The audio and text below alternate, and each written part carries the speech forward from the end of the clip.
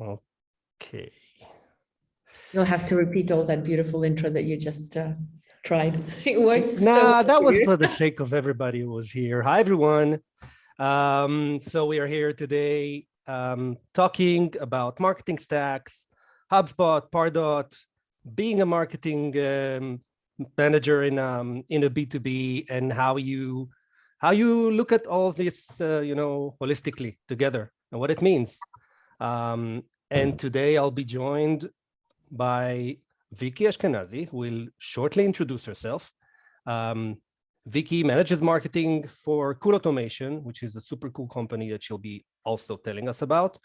And Vicky was kind enough to share with us today her experience, her learnings, her insights from the journey that she, a little bit with me, went through around implementing and enabling technologies to serve the marketing of CoolAutomation. So hi everyone, hope you'll find this chat enjoyable and interesting. I will let you, Vicky, introduce yourself, and then I'll introduce a little bit myself, and then we'll talk about the agenda, and I'll start to drill you with questions and try to get everything out from you so that everyone can learn. Cool. Firstly, thank you for having me here. This is we've been on a long journey together. It's not a little bit that we've been trying to figure out what is the best tech stack, and on my end, what is the best kind of way to look holistically on things. You've nailed the issue quite precisely, very precisely, I would say. How is it that you build your strategy, and how is it that at the end of the day, you actually measure the overall results and then drill down and reverse engineer what works and what doesn't work? So basically, CoolAutomation, I've joined CoolAutomation about 6 years ago with a mission to strategize and build this whole marketing machine to allow CoolAutomation to grow. And at that point, when I initially joined the company, I was little of a digital marketeer, to be honest with you. And so in the past 6 years, they were packed, those 6 years, with learning experiences. The amount of errors that I've made, oh my God, I don't want to talk about this. Nah. This is a separate topic. I don't believe you. Yeah, you should actually, because nobody, like anything you start touching on and you find yourself asking yourselves questions again as, all right, but this is the tactical part and this is the strategy. How do I wrap everything around in one package and able to report that further to my management? And in my case, this was a CEO. The company in a nutshell was back then dealing with integration between HVAC systems and home automation systems, which is cool in itself, but HVAC being, for the sake of everyone, HVAC doesn't care how they get cooling, like cooled the air that I breathe, which literally is the air that we breathe. HVAC stands for heating, cooling, and air conditioning systems. It includes everything to do with indoor climate, which, by the way, is a separate topic, because on the branding side, we invented something named the IOC, the Internet of Climate. Side note, a separate webinar on that.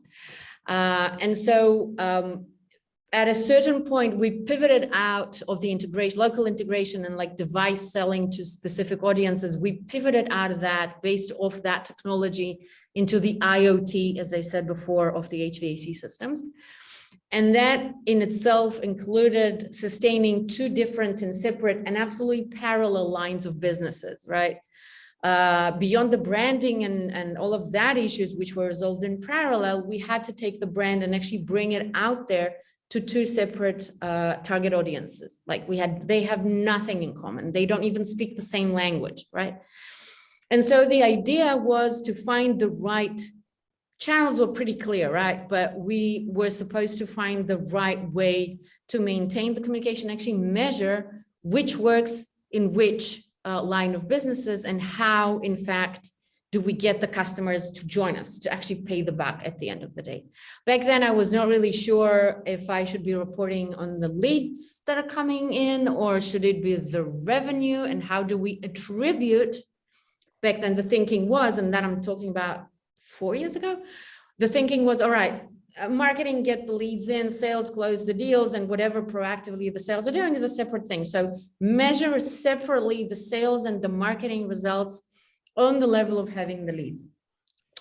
Okay, so just so everybody, including me, the CoolAutomation sells systems that then there are installers and they are maintenance and operators that use it. It's not for the consumer, right? It's not no, of course not. It's a business to business environment. And then you have within the product line, you have two main audiences that you cater to that have very separate needs and I'll give you an example. Use cases. Try to imagine the last time that you had an HVAC failure in your office, August, 33 degrees outside at best. And you're walking around, but other than just sweating and swearing and cursing the day you were born at and wishing you were not at the office, but somewhere cooler, you go to your building maintenance or whoever is in charge of the system, technical systems in the building. Those poor guys are being screamed at day in, day out because of the system failing, and people sweating around on them literally and spitting while they scream because they're uncomfortable. But from that point on, there is this whole backup system that actually supports those people to allow the inhabitants of the building to actually enjoy the conditions that they would like. And that would be HVAC professional technicians. Initially, in some cases, those would be people that install the systems. In other cases, those are just other contracting companies that are supporting those buildings, which usually, and then zoom out of the building that you were sweaty in, into this other building where there are HVAC engineers in charge of different systems located all around the city, right? And they don't know that yet in the message. That was exactly the challenge, to explain to them, people, the building at CoolAutomation where the HVACs died out, you don't have to go into the van and just rush into the building, but you can actually access that system remotely and see what went wrong. And so this is the essence of one of the line businesses in a nutshell. Got it. And how do they buy? I mean, what's a typical journey for them to get to a point where they understand the problem they have, they know they have it, they're out looking for they're in market for a solution, and they get to you. Talk to me a little bit about this is actually how buying works. Yeah, true. So as to those systems, we are opening a completely new niche. They don't, in many cases, they don't even understand that they have the problem, right? And so there is this whole marketing strategy that needs to explain the problem, because they're very traditional, right? It seems like, seriously, digitalization, that was already sold at the end of the 90s. People know exactly what it is. Hold on, not everybody knows that. And it's a very traditional industry, as I said before, for the lack of the better word. And you have to explain to them that they do not have to get into the van and actually physically access the system. They can access it remotely. They don't have to go and maintain the building unless they really need to touch the physical system, like, I don't know, filter cleaning or replacement. They really can be much more efficient in what they do, right? And so you need to teach them that they are out there. There are solutions for things that they're used to handling on their own, without any sophisticated means. Full they on know they know that it costs them time and effort and materials, but they're saying, guys, our business model is based on the fact that I'm getting in the van, so my motivation is there, like, I don't care. And that will be the typical block in those terms. But the ones who are early adapters, and I cannot believe that I'm working with early adapters in the digitalization, and the year is 2022. They are actually ones that are understanding, all right, there's a limit to how much operation I can handle in my hands that is physical. I have got to be more efficient. The labor costs are skyrocketing. I need to have more clients. I have limited resources such as VRF engineers. I cannot fire anyone. I need to hold on to my staff. I need to create better environment for my teams to work. And I have to be able to do it somehow, and I've got no idea how. And so this is kind of the state of mind. This is the ICP in this case, which is not a typical strategical, clear understanding, clear profiling, say they are 25 years old, no, it's a state of mind that we need to kind of. I don't think it's that unusual, by the way. It's always ICP. People tend to think about ICP as something that's very empiric.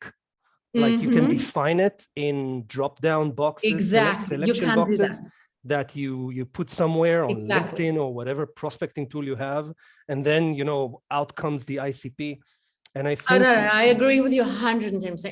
It's you defined it taking them on LinkedIn, but then the message that you put, and this is where the technical part meets the narrative and meets the kind of the people that you want to talk to. This is how you know that you're talking to the same audience. And I'm not going to talk about the acquisition costs as a result of that are higher when you target that.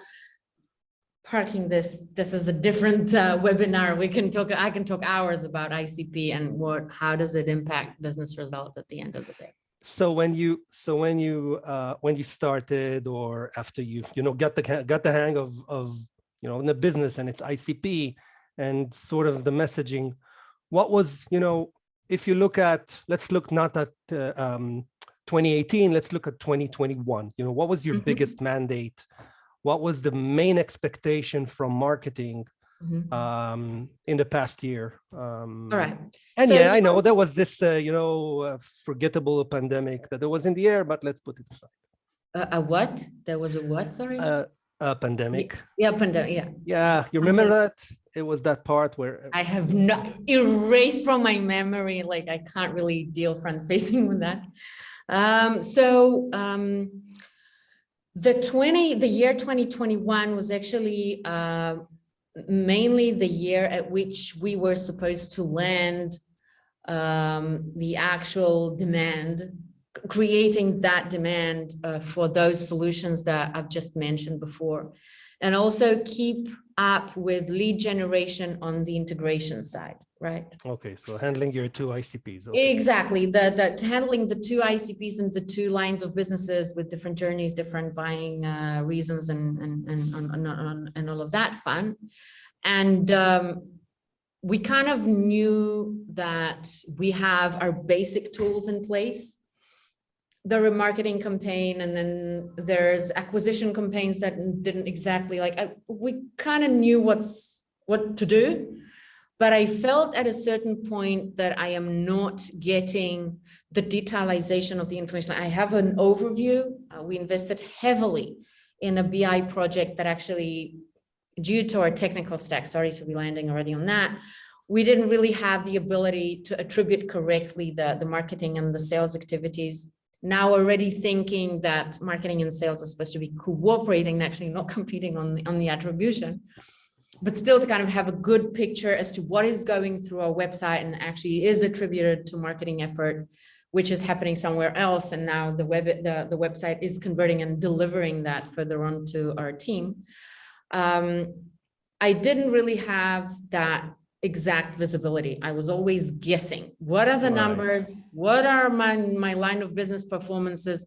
What is my activity performance? And when I say performance, back then I thought to myself, you're asking for too much. What, you seriously want to see every activity funnel? Are you nuts? But I kept telling myself back, I was like me two talking heads. So you were, it's like you're describing this situation where there's always, the questions are always 2 steps ahead of the answers that you're able to provide. Yeah.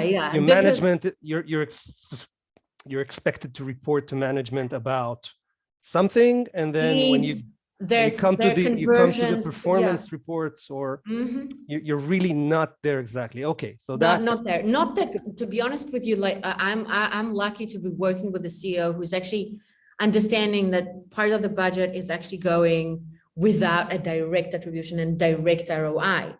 And he knew that the ROI is not going to be appearing straight away. But me as a responsible marketeer, I felt to myself, all right, if I'm not setting the right basis for that, if I am requested to do that come 2022 or 2023, I'm unable to do that. Like I have to have the data coming right now and going forward to be able to give some kind of baseline of ROIs on activities. What is working? Like there would be a simple answer. Is our webinar strategy working or not? And I would be asking myself, working how? Like what is the KPI there? As far as I'm concerned, I know what the KPI is. I'm aligned with sales, I'm aligned with my management, but is it really working? Are we meeting those KPIs that we set for ourselves really? Without the data, you're useless. Like you're just burning money as far as I'm concerned. So that sets up beautifully to the next part of the discussion. Now that we understand a little bit what Cool Automation does and what was your mandate there and what was your main challenge, and the main challenge, I think we understand it.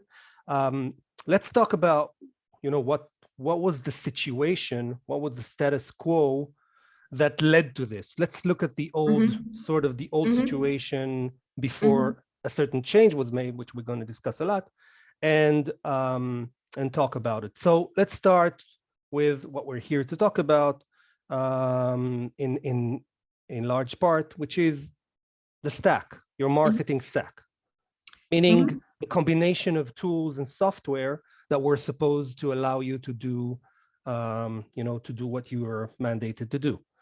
So talk to me a little bit what I'm doing on where the buck is going. Yeah. So our tech stack back then was Salesforce, obviously. I don't know why am I even saying Salesforce, obviously. It's actually because it was there. A big question mark to put on that as well, given our further discussion and experience. But it was Salesforce, and the decision back when we decided on Salesforce and all that stack, the decision was Pardot. I was bought into Pardot. Salesforce for CRM, and then Salesforce it was sort of a natural decision to get Pardot. Okay. Yeah, and Drift as a chat platform, which, as far as I was concerned, is going to be the best converting tool possible from our website traffic, which it proved itself pretty much to be very effective. However, and Google Data Studio, the BI project that we've done with a lot of logics behind the Google Data Studio, with a lot of definitions as what is a new account, what is an opportunity, how do we count the opportunity attributed to the right lead at the right time to be sure that this is the funnel, like to make a funnel work and not just the numbers, because the numbers are dynamically going forward, and we needed to capture the funnel. So that was a different challenge. So the feeling was that we have this great tech, we're paying gazillion loads of monies and everything is supposed to be perfect, but it kind of wasn't. Okay. There was a good, well, when I say good, an okay-ish flow. Like the most important part, if you're converting through the website and you don't have other converting points that are as volumized and as emphasized and important, which sometimes is the case, but not in our case. The website is the most important converting point for us, converting to leads.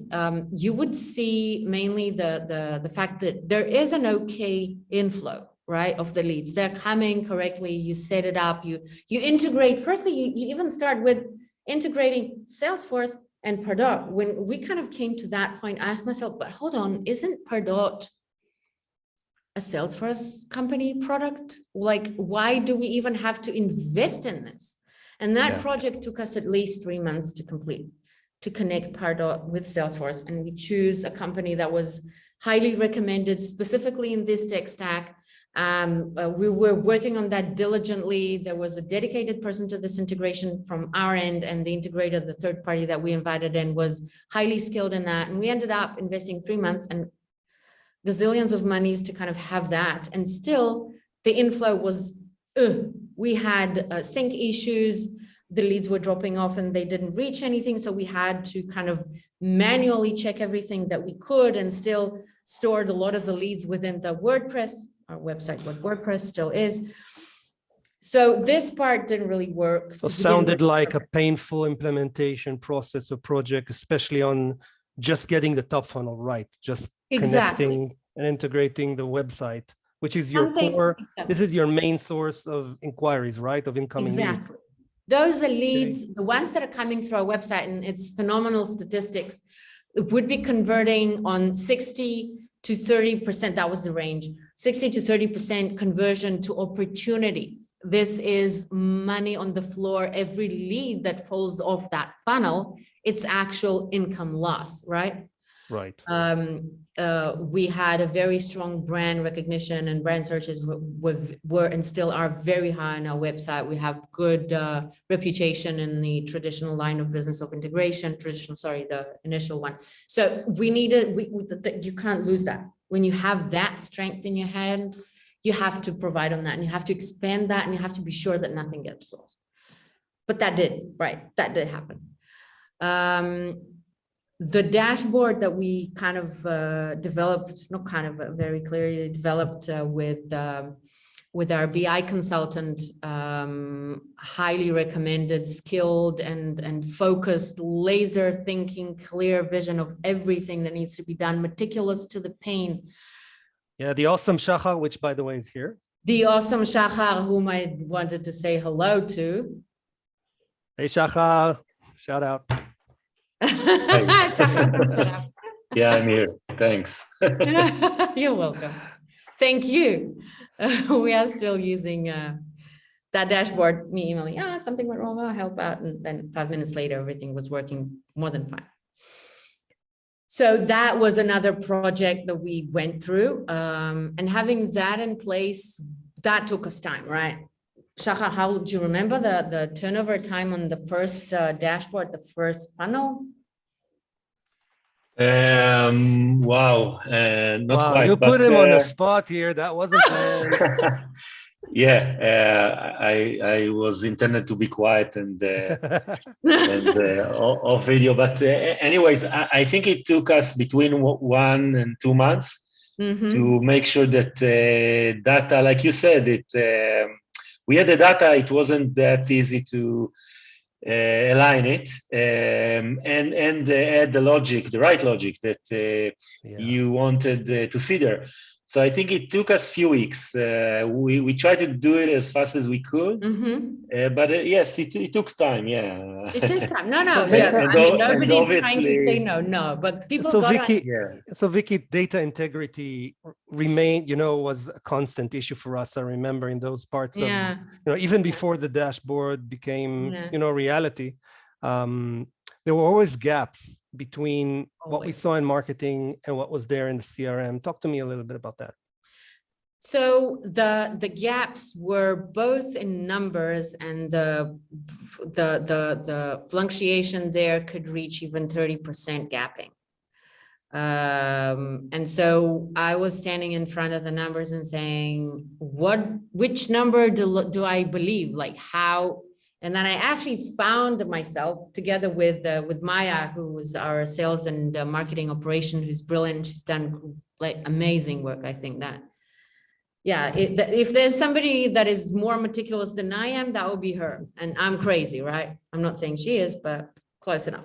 Anyways, we were looking at the numbers and trying to figure out, all right, what do we believe? Is there an increase in leads, or are we dropping down? What does it even mean? Are we measuring the right thing? What does it mean? So this, and then you cannot coordinate the efforts to achieve a goal because you have a moving target in front of your eyes, which basically means getting data right was a challenge. Okay. Yeah, getting the data right is pain. So just to align between the system.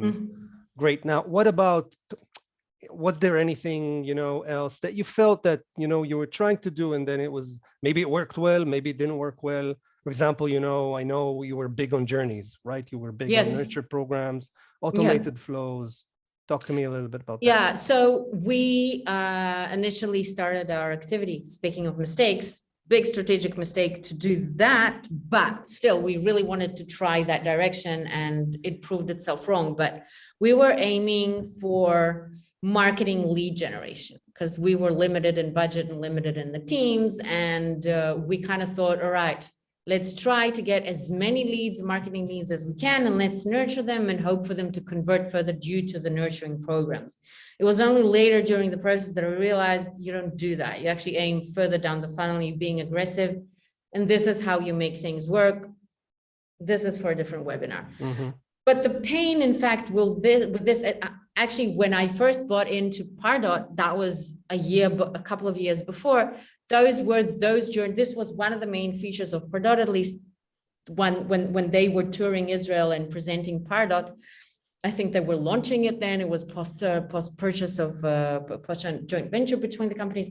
So the idea back then was to kind of look at the numbers and see where are we stuck, like to optimize this whole journey, which touch point works the best and which one is leading to further engagement. I thought maybe to try and learn something from that other than just nurturing programs, but learn other direction, implement that in different medias as well.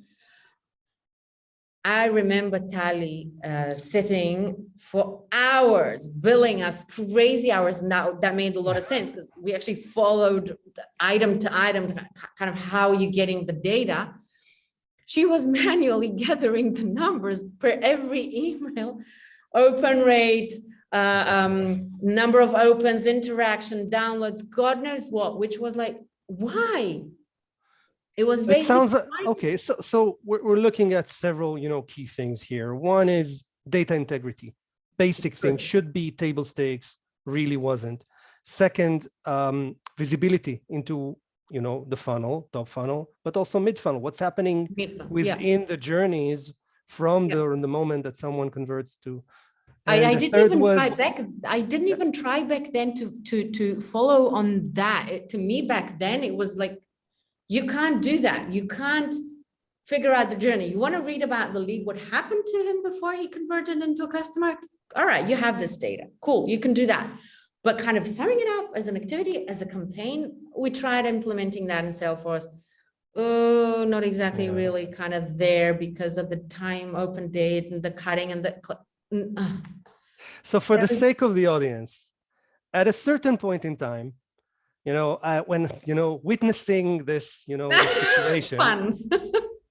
I have gently approached Vicky and told her, listen, okay, there is nothing but gently. There is a way to at least put some of this behind us and move forward at a faster pace.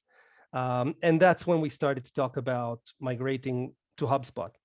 Yeah. So let's fast forward, right? All right. Okay, we made the decision. I convinced you. You made the decision. That was not that difficult. I just did other tech on the way, and then the budget, and then yeah. Talk to me about the new status quo. All right. What changed? What's the new? So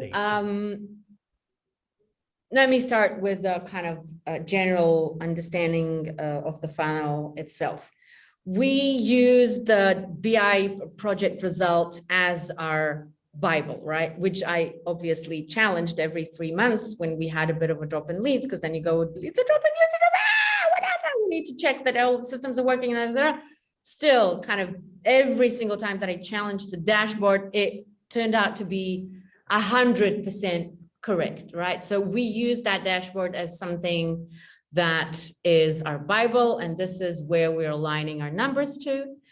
And then we had HubSpot, right? Which actually allowed us more than gazillions of things, right?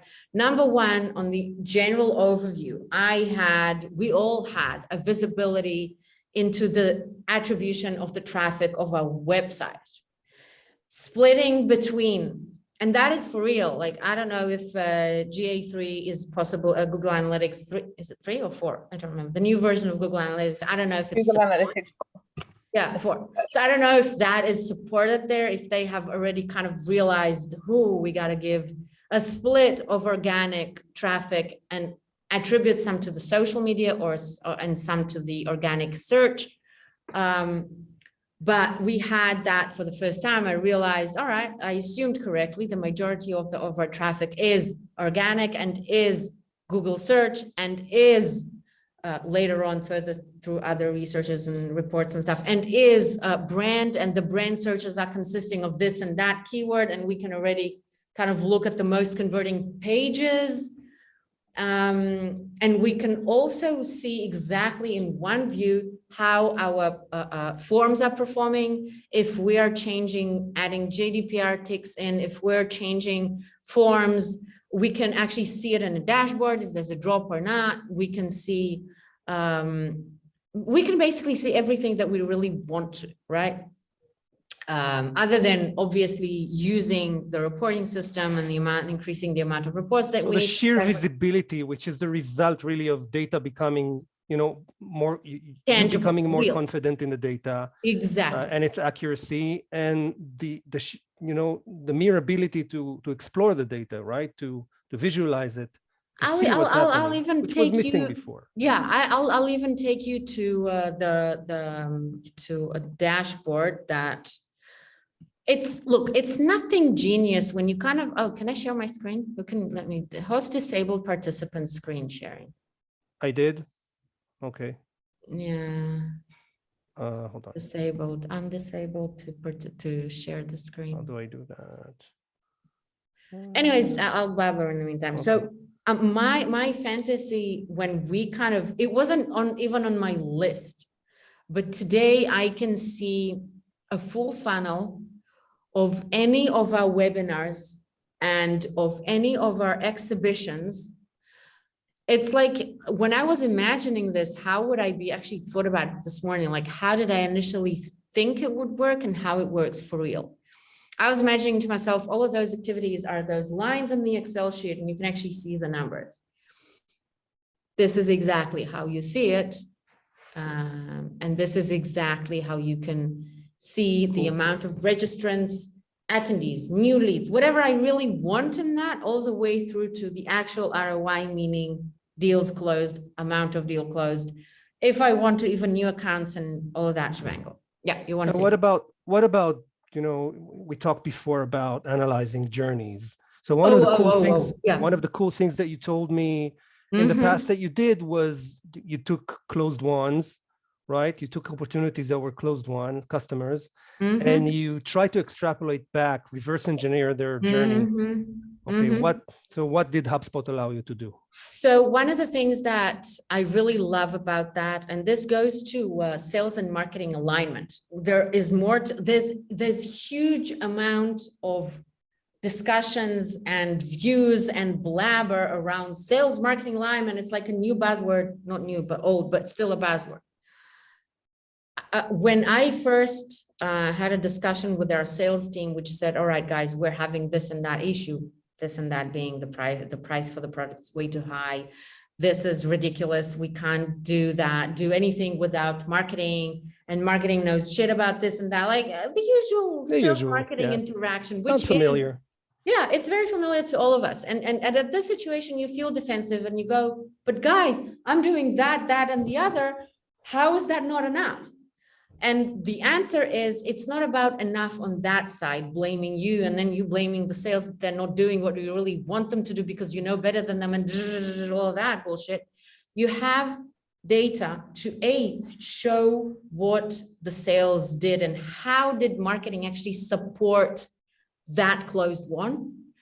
And you have the ability to kind of, if you see, actually, you don't find anything dramatically new there, but you have the actual but you can say this happened, right? Yeah, it did happen. Like, it is seriously average between 7 to 10 website visits of product pages, touching points on the specific, like you have this data, you can say, and I see hot opportunity. I don't care if they converted or not. I've asked Ben, our VP sales in North America, I call him Dude, give me the list of your biggest companies that you want that are not landing your results, and give me the companies that you do get as highly interested. The dialogue there was about, but those that we want, we can't land, but we're landing the wrong ones. And so do something about it. And when I was saying like, what are we gonna do? And so when I physically open up HubSpot and went lead by lead, company by company, and I see this whole interaction history. Oh, seriously, there is 7 to 10 web page interaction before the lead converts. But if he does that, he isn't indicating high intent to actually purchase.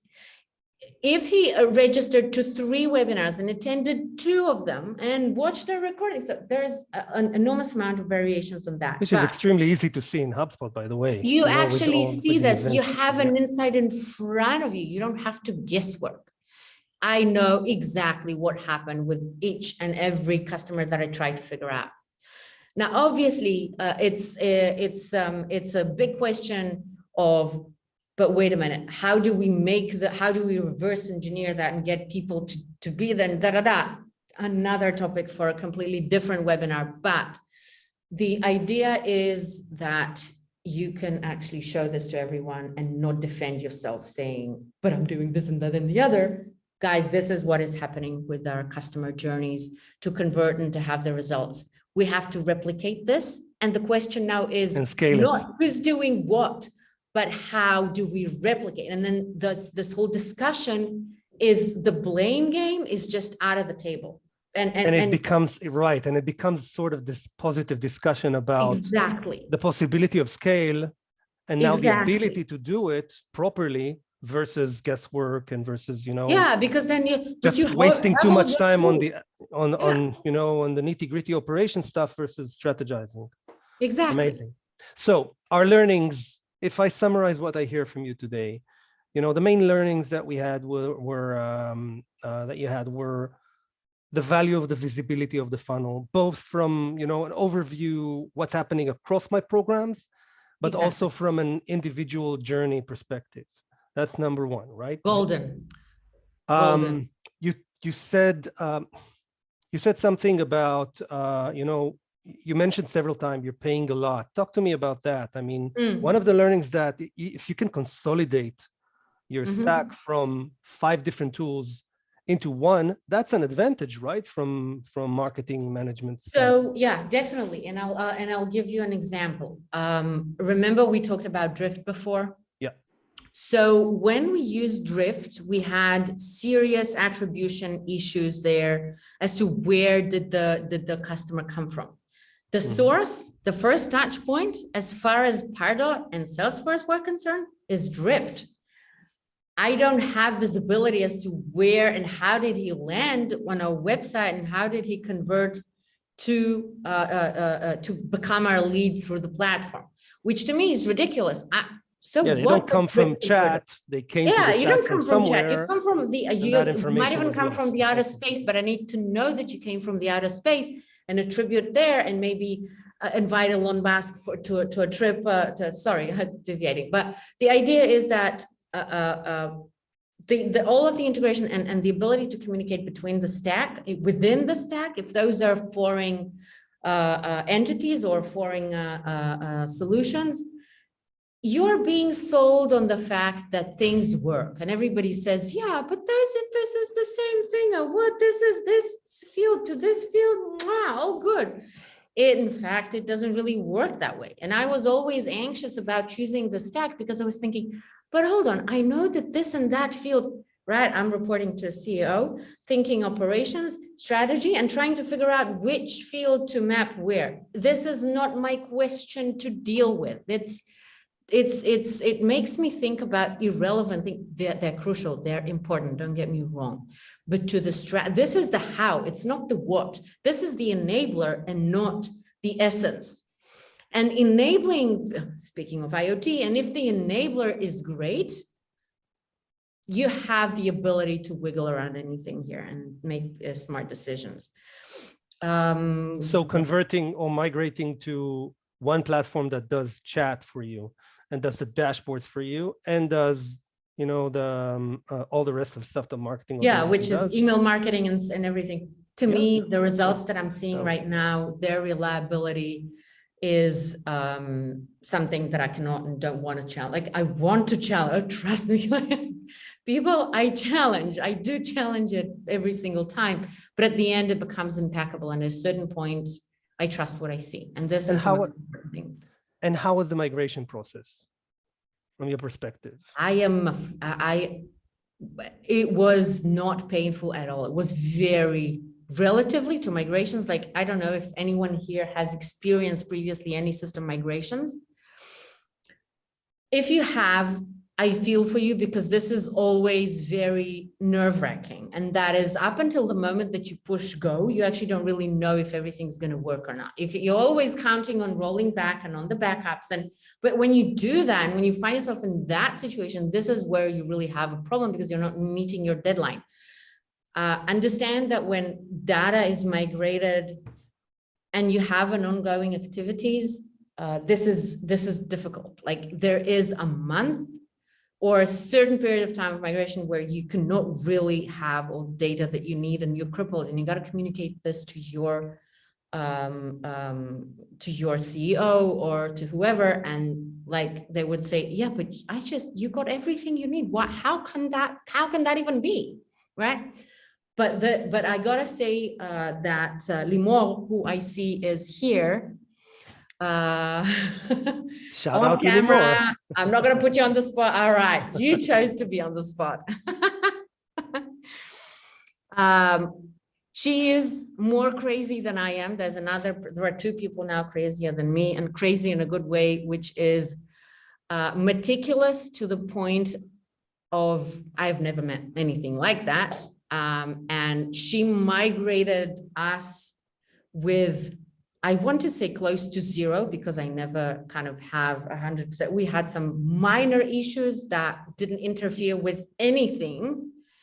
And the only challenge that we had, that since the moment that we integrated HubSpot, we didn't have the data going backwards. But this made sense to me, because you're seeing right now data that you didn't even dream of having before. This was my challenge after that. Amazing. And nothing else. So I'm not done guys on that. I'm sorry. Okay. And I've had my share of marketing operation challenges in the past 6 years. So yeah. Nah, marketing operation is such, it's like this. Yeah, it's like that. You just snap your fingers, everything works.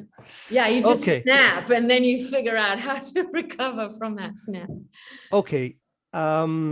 I wanna sort of take a moment and a little bit of integrate what we just discussed, in your terms about the why you needed to migrate, and what was the migration like, and what are the benefits you're seeing, which we counted, right? Visibility to the funnel, exactly. And the ability to reverse engineer journeys, and how easy it is to do things that were earlier impossible. The attribution challenges. Let's take it a little bit, let's zoom out a little bit and talk a little bit more about the comparison, because why is it that you've seen, I want to talk a little bit about why is it that you've seen these differences, okay? Feel free to, jump in whenever you see, I'm going to try and compare the systems, Pardot versus HubSpot. By the way, Pardot now, I don't know if I didn't know that until I think 2 days ago. They have a different name for it. It's called Salesforce Account Access or Engagement, something like that. So yeah, they can't sell it as marketing. Yeah, they don't have a separate brand for it, which is very interesting, and I think it's it's a good direction for them. Yeah, it's an indication of repositioning it basically as part of the whole marketing platform. But anyway, I'm going to try and compare the two systems for the sake of viewers and listeners on several dimensions. And let's see where, whether it matches, whether it aligns with everything we discussed until now. Okay, so let's see how they compare, right? I'm going to start with the thing that one dimension, which I think it's sort of obvious when you look at it from a marketing operations specialist perspective, but strangely, so many products don't get it right. And that is data exploration. Data exploration is the ability to look at your data and asking questions about it, like, give me, it can be very basic questions like, I want to see how many MQLs versus SQLs versus just plain leads I have from my cohort since the beginning of the year. I don't know. or how many came from a certain source versus another. Just quick questions that I don't want to go to my dashboard yet. I just want to look at the data itself. I want to drill down a little bit into my, the records, the actual records of people that fall into these segments, and sort of validate them. That's what I call data exploration, being able to slice and dice my database, not my analytics, but my database, in a way that answers a question that I may have. And I think that's one area where there's a very clear-cut advantage, where in Pardot you have to go through literally hoops and several clicks and several steps in the process of just getting back a list that address and answers a question about a segment. And getting data exploration right, I think, is the number one thing that you would expect from any database system out there. And in this case, we're managing marketing data, so that's a core capability. And I think that's one area where HubSpot has a clear advantage in the way that it lets you manage views, the way that it lets you add filters to a certain view, and almost immediately see the results. And add columns, so you can see whatever fields you want, which you crazily cannot in Pardot. I don't know if people know that, but in Pardot, when you look at the list, you are limited to what the system has by default. You cannot add any filter, any field that you want, and look at it. I remember asking Tali, but why? Yeah, the big question why. So that's comparison dimension number one. Just from a general UX, right? User experience. So this one is the reporting user experience.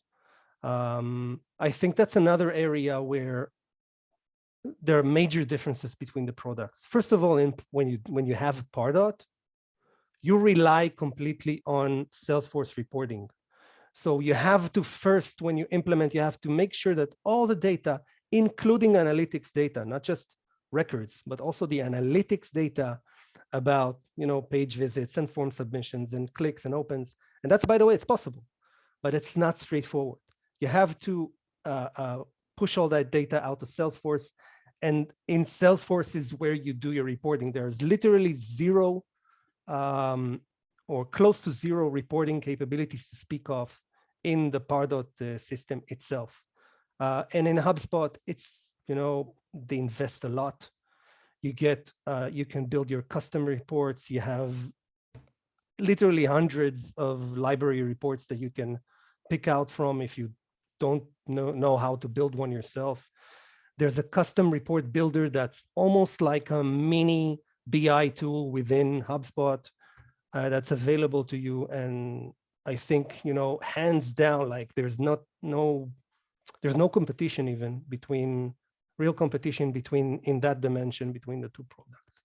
So if you have Pardot, you are thinking about migrating somewhere else, that's gotta be one of your pains, okay?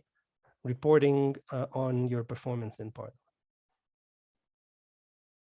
I think that at this point, I don't even know if the Pardot users that haven't used other tools before, if they even realize, and that's how I felt back then, that you don't know what you don't know. Like you have no idea that you can, that you can ask a question. You can ask a question. Yeah.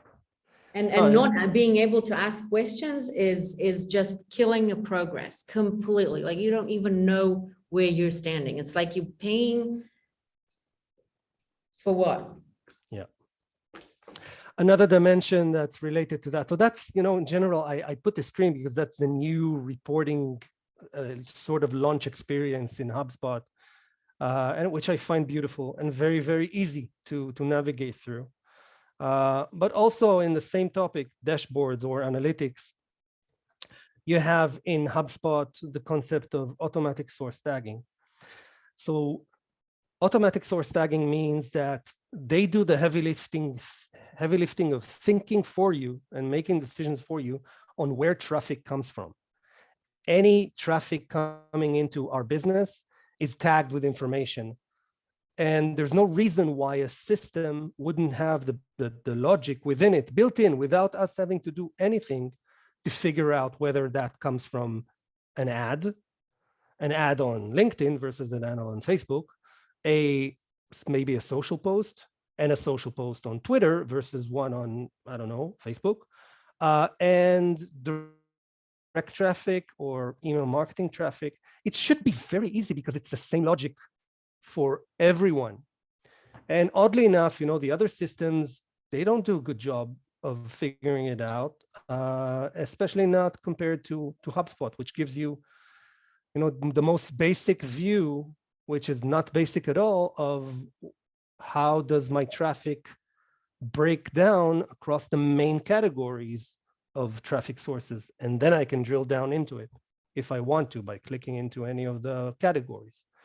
So I would consider it, if you're trying to give me a marketing system that's comprehensive and you don't give me that, something major is missing. And that's what I always found. I've always found, perplexing with both Marketo and Pardot. Another dimension is the automation itself.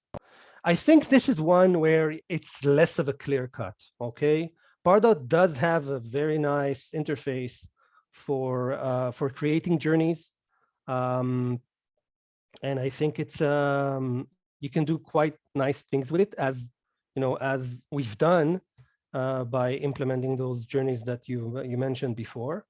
I think this is where still HubSpot has the upper hand.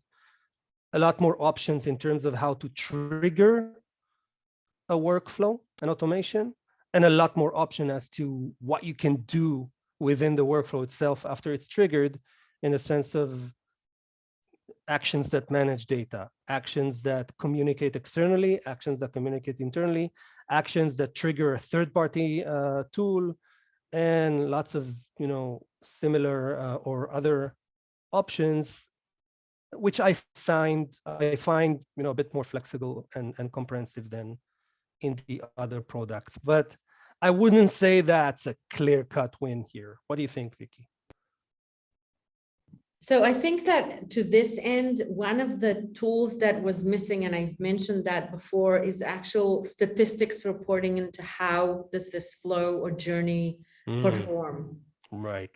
And to me, when I have the ability to show the performance versus the baseline, even versus the baseline within the HubSpot users, I know where I'm at. I as I said before, I got bought into that in 2016, literally, back at Salesforce meetup around Pardot. And this is what they presented as their lead capability. I got to tell you, when we detached from Pardot, it looked absolutely the same, and there was zero progress, nor on the reporting side, nor on the user experience or logic options back from where we started. That's like another 5 dimension, years innovation. Before.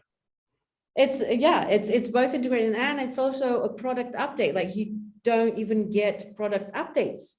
Yeah. Is there an investment in the product? Like, do you believe in that platform? I have to say, I have to think there is, but I don't think it goes, in the directions that are needed. Your yeah. core audience really needed, the real core. Yeah.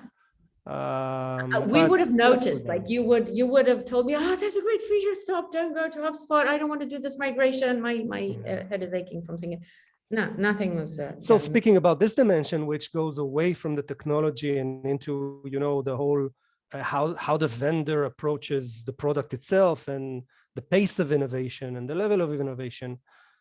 Let's talk about another dimension, which is the customer service. So people, expect to talk strictly about measuring, feature for feature and comparing the technologies. But and very often, and I find this in discussions where people contact me and they ask, okay, I have this, why should I move there?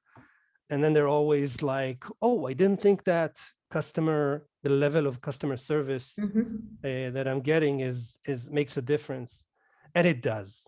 Oh, it does. Okay, it's a big deal.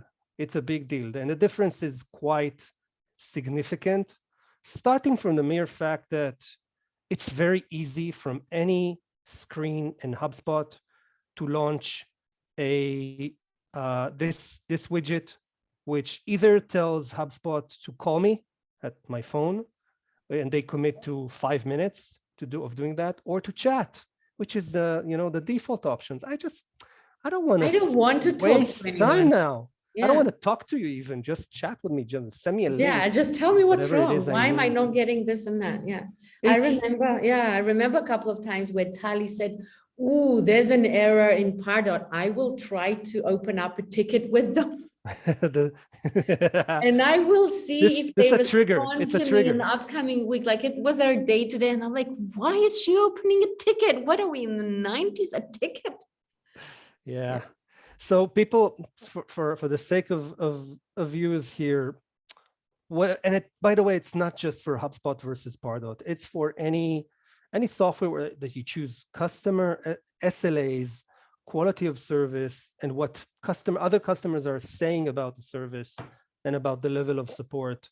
Take them into consideration. There are some tools that really differentiate on that. Yeah, I think not just in marketing automation. Sorry, I think that nobody really realizes that those systems can break to this and that extent. But I got to tell you, things are going wrong, and it sometimes is a product issue. Like, there is a bug. Like, really, guys, this is software. This is not a set in stone thing, and nothing really is perfect. But beyond that, it's the assumption that you're not going to need it. Like, you're thinking already, but what do I get at it? No. You gotta be able to have, you will need it. There is not, like, you have to realize that and communicate this further on to your management. I know, like, straightforward, we know that things break down. And when things break down, if we don't have the partner to support us, we are in trouble, because you will find yourself in a situation when you need a report or need something to work, and you have a meeting tomorrow with your CEO that is expecting the numbers, and you will not have this support because something went wrong in Pardot. You will not have the answer. And what you'll be telling your CEO, "Oh, but my Pardot system is just not working," and he's going to tell you, "Not working how?" Yeah, they don't care. Like, do I have to tell you to contact support? Yeah. Can I add something, Idan? Well, of course. Just two quick things. One, you're absolutely right. Their customer service is great. I often give them some hard examples of things that I was wondering about, and they always reply really, really fast with smart answers. Sometimes it takes really short time. Sometimes they take it to more professionals in the back office, and it takes them like a day. And another thing, which is related not to customer service, but before you call them or chat with them, and you mentioned UX. So I think it's very, very important to say that in HubSpot, every field, every property, you can click and see its history, who changed it and why. And also this right. for workflows. I tend to teach people how to work in HubSpot, mainly marketing operations, and I always show them how they can really investigate every property change and every move in every workflow for every contact. And this investigation tools is really, really easy, smart, precious, and solve most of the questions and issues even before you contact sales or you contact your internal marketing operations or me or you, etc. So these are two notes I wanted to share. Thank you so much, Shachar. Thank you. You're absolutely right. It's there are many things I haven't touched on, of course. And there are some things that Pardot, does well. I'm not going to badmouth it completely here. But I think in comparing one against the other for what they're supposed to do, my conclusion and my recommendation always in the past few years has been, and I've done many implementations of both, is usually is going to be choose HubSpot. So I think we're just out of time. I don't know if we have any questions from the audience. Gemma, anything? Anybody wants to know? I guess we covered everything. Nope. Everything was covered. So in that case, I want to thank you, Vicky, so much for sharing all your knowledge and your experience with us, and for really providing lots of nuggets of wisdom about what it means to manage a marketing operation, and what, and the impact of the tooling that you use on it. I want to thank you, Shachar, also for jumping in unexpectedly. You're very welcome always, and it was great to hear your insights. And thank you for your collaboration. And thank you all. I hope you enjoyed this, Thank you. this webinar, Thank you. and we'll see you next time. Thank you, guys. Thank you, Bye. guys. Thank you.